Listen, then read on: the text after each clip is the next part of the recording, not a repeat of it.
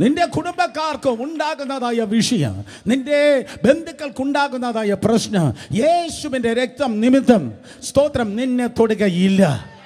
കാരണം ക്രിസ്തു യേശുവിലുള്ള ജീവിതമെന്ന് പറയുന്നത് ബന്ധനത്തിൻ്റെ ജീവിതമല്ല, സകല പാരമ്പര്യങ്ങളിൽ നിന്ന് സ്വാതന്ത്ര്യത്തിൻ്റെ ജീവിതമാണ്. മനസ്സിലാക്ക്. അപ്പൻ്റെ BP നിനക്കുള്ളതല്ല, അമ്മയുടെ ഹൃദയരോഗം നിനക്കുള്ളതല്ല, അപ്പൻ്റെ ഡയബറ്റിക് നിനക്കുള്ളതല്ല.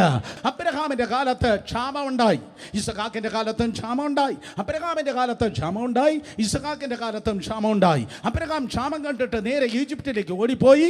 സ്തോത്രം. അത് ആരുമായിട്ട്? ഹാഗറുമായിട്ട് എൻറ്റാങ്കിൾ ചെയ്തു. ഇഷ്മായേൽ ജനിച്ചു. സ്തോത്രം. നോക്ക്, അബ്രഹാമിൻ്റെ ലൈഫിൽ ഉണ്ടാകാൻ പാടില്ലാത്ത അതിപ്രധാനപ്പെട്ട ഒരു സംഭവമായിരുന്നു ഇഷ്മായേൽ ജനിക്കാൻ പാടില്ല. But because of the circumstances and scenario, സാഹചര്യം മോശമായത് നിമിത്തം ആ ക്ഷാമം അബ്രഹാമിനെ ഓടിച്ചു. സ്തോത്രം. അപ്പനെ പ്രശ്നം ഓടിച്ച് വലിയ പ്രശ്നത്തിൽ കൊണ്ടുചെന്ന് എത്തിച്ചു. അപ്പനെ, പൂർവികരെ, നിന്റെ വീട്ടിൽ നടന്ന പൂർവികരെ പ്രശ്നങ്ങൾ ഓടിച്ച് വലിയ പ്രശ്നത്തിൽ കൊണ്ടുവന്ന് എത്തിച്ചു. പക്ഷെ യേശുവിന്റെ നാമത്തിൽ 2025 ദൈവകൃപയാൽ വിളിച്ചു പറയട്ടെ, ഒരു വിഷയം നിന്നെ ഓടിപ്പിക്കത്തില്ല. പ്രശ്നങ്ങൾ നിന്നെ ഓടിക്കത്തില്ല, വിഷയങ്ങൾ നിന്നെ ഓടിക്കത്തില്ല. നേരെ തിരിച്ച് വിഷയങ്ങൾ യേശുവിന്റെ നാമത്തിൽ നിന്നിൽ നിന്ന് ഓടിപ്പോകും.